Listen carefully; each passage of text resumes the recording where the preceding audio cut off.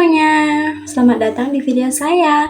Perkenalkan, nama saya April Fania dari Fakultas Teknik dan Informatika dari Prodi Sistem Informasi Akuntansi kelas 63 2A30 dengan NIM 63250293. Nah, di video kali ini kita akan belajar bersama-sama tentang 5 konsep penting dalam melakukan penelitian statistika.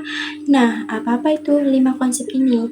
Yang pertama ada variabel, yang kedua ada definisi operasional, yang ketiga ada indikator, yang keempat ada kuesioner, yang kelima ada 3 teknik sampling beserta contoh-contohnya. Nah, konsep-konsep ini sangat penting untuk kalian pelajari, terutama untuk menyusun skripsi atau kalian ada tugas tentang melaporkan penelitian. Nah, pasti kalian melalui 5 konsep ini, atau kalian ada yang sudah melakukan penelitian. Pasti kalian tidak familiar lagi dengan 5 konsep ini. Nah, bagi yang belum tahu, mari kita belajar bersama-sama. Apa sih 5 konsep ini artinya? Mari. Nah, kita masuk ke variabel. Apa sih itu variabel? Nah, variabel adalah segala sesuatu yang memiliki nilai berbeda-beda dan menjadi fokus dalam penelitian. Sederhananya, variabel adalah hal yang kita teliti dan bisa berubah nilainya. Dalam penelitian, kita mengenal 2 jenis variabel utama, yaitu variabel bebas dan variabel terikat. Variabel bebas adalah variabel yang mempengaruhi atau menjadi penyebab perubahan pada variabel lain. Contohnya jam belajar, metode pembelajaran, tingkat penghasilan orang tua. Nah, variabel terikat adalah variabel yang dipengaruhi atau menjadi akibat dari variabel bebas. Contohnya nilai ujian mahasiswa, prestasi akademik, tingkat kepuasan pelanggan. Selanjutnya, definisi operasional.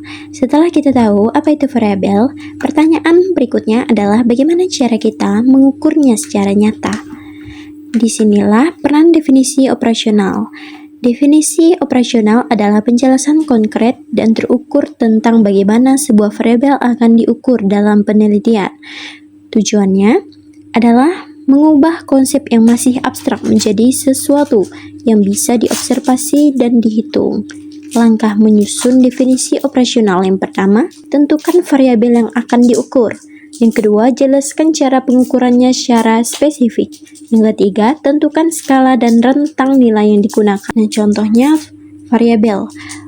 Motivasi belajar, definisi operasionalnya. Motivasi belajar diukur menggunakan sektor total kuesioner yang terdiri dari 10 pertanyaan dengan skala Likert 1-5. Skor minimum 10 dan maksimal 50. Selanjutnya, indikator. Nah, untuk bisa membuat kuesioner yang baik, kita butuh indikator. Indikator adalah ciri-ciri atau tanda-tanda spesifik yang mencerminkan suatu variabel. Indikator diturunkan dari teori dan menjadi jembatan antara definisi operasional dengan pertanyaan kuesioner. Contoh kasusnya, variabel kualitas pelayanan akademik, ketepatan waktu, pelayanan administrasi. Yang kedua, keramahan dan kesopanan petugas. Yang ketiga, kemudahan akses informasi akademik. Yang keempat, kecepatan penyelesaian masalah mahasiswa. Setiap indikator ini nantinya akan dijabarkan menjadi 1-2 pertanyaan dalam kuesioner. Selanjutnya yang kelima, kuesioner. Sekarang kita bahas alat pengumpul datanya, yaitu kuesioner. Kuesioner adalah daftar pertanyaan atau pertanyaan yang akan diberikan kepada responden untuk mengumpulkan data penelitian. Jenis-jenis pertanyaan kuesioner itu apa?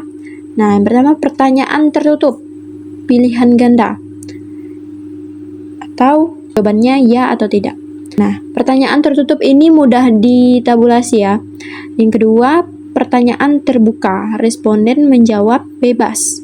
Nah, pertanyaan terbuka ini cocok untuk data kualitatif. Selanjutnya, skala Likert, pilihan bertingkat 1-5 atau 1-4, paling umum digunakan. Contoh bulir pertanyaan skala Likert. Petugas akademik melayani mahasiswa dengan ramah dan sopan. 1 sama dengan sangat tidak setuju, 2 tidak setuju, 3 netral, 4 setuju, 5 sangat setuju. Selanjutnya, tips menyusun kuesioner yang baik. Gunakan bahasa yang sederhana dan mudah dipahami. 1 pertanyaan hanya mengandung 1 ide. Hindari pertanyaan yang mengarahkan jawaban. Lakukan uji validitas dan reliabilitas sebelum digunakan. Oke, selanjutnya teknik sampling. Bagian terakhir ini yang tidak kalah penting adalah teknik sampling, karena penelitian tidak selalu bisa melibatkan seluruh populasi. Kita perlu mengambil sampel yang mewakili. Ada banyak teknik sampling, tapi kita akan bahas 3 yang paling umum digunakan dalam penelitian mahasiswa. Yang pertama, teknik random sampling. Cara kerjanya, setiap anggota populasi punya peluang sama dipilih secara acak. Contoh, undian nomor mahasiswa secara acak dari daftar hadir. Yang kedua, teknik stratified sampling. Populasi dibagi setara atau sekelompok, lalu diambil sampel dari setiap strata. Memilih responden dari tiap angkatan. Yang selanjutnya, purpose sampling. Sampel dipilih berdasarkan kriteria tertentu sesuai tujuan penelitian. Contohnya, hanya memilih mahasiswa yang pernah PKL lebih dari 1 bulan. Pemilihan teknik sampling harus disesuaikan dengan tujuan penelitian, karakteristik populasi, dan sumber daya yang tersedia. Random sampling cocok jika populasi homogen dan daftar tersedia. Stratified sampling digunakan jika populasi memiliki subkelompok yang berbeda. Purpose sampling dipakai jika penelitian membutuhkan responden dengan kriteria khusus. Baik, kita sudah membahas 5 konsep paling penting dalam statistika penelitian. Mari kita rangkum sebentar. Variabel. Hal yang diteliti dan memiliki nilai yang berbeda-beda. Definisi operasional adalah cara konkret mengukur variabel secara terukur. Indikator, ciri-ciri spesifik yang mencerminkan variabel. Kuesioner, alat pengumpulan data berupa daftar pertanyaan. Teknik sampling, cara memilih sampel, misalnya random, stratified, atau proportif. Semoga video ini membantu kalian dalam memahami konsep dasar penelitian statistika. Bye semuanya.